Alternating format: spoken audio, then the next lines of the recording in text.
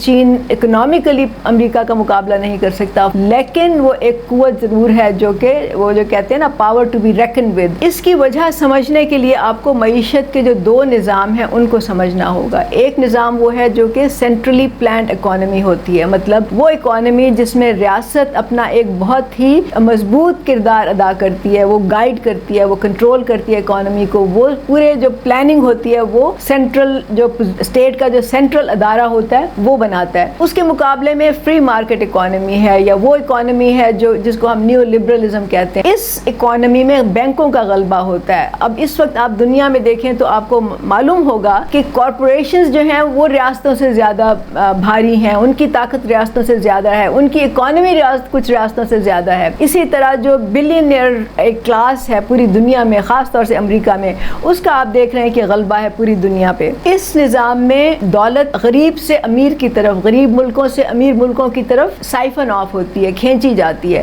ہم نے ان دو نظاموں کا مقابلہ کرنا ہے اور فیصلہ کرنا ہے کہ ہم نے کس نظام کو فالو کرنا ہے۔ آپ کو معلوم ہے کہ جو پورا جنگ کا جو کاروبار ہے یہ ایک بہت ہی مہنگا کاروبار ہے، مطلب جنگی ہتھیار۔ ابھی آپ کو معلوم ہے کہ جو رافیل جہاز جو فرانس سے خریدے تھے انڈیا نے، وہ ایک جہاز $250 ملین کا تھا۔ یہ کوئی چند پیسوں کا کھیل نہیں ہے، یہ لاکھوں کروڑوں اربوں خربوں کا کھیل ہے۔ لیکن اگر چین کی اتنی معاشی حیثیت نہیں ہے تو اس نے پھر کیسے یہ ٹیکنالوجی بنا لی؟ تو یاد رکھیں جو پرائیویٹ سیکٹر ہوتا ہے وہ منافع پہ چلتا ہے، اس کی دوڑ منافع کی دوڑ ہوتی ہے۔ ہر چیز جو وہاں پہ بنتی ہے اس کی قیمت جو ہوتی ہے وہ 100 گنا اس کی لاگت سے زیادہ ہوتی ہے، جبکہ پلانڈ اکانومی میں کیونکہ اسٹیٹ ریگولیٹ کر رہی ہوتی ہے، اسٹیٹ اس کو گائیڈ کر رہی ہوتی ہے، خرچہ بہت کم ہوتا ہے۔ اسی لیے آپ دیکھ رہے ہیں کہ چائنا کے جو پروڈکٹس ہوتے ہیں، ابھی جو اس نے الیکٹرک وہیکلز کا ایک سلسلہ شروع کیا ہے، اسی طرح سولر پینلز ہیں، وہ سب چائنا سے سستے آتے ہیں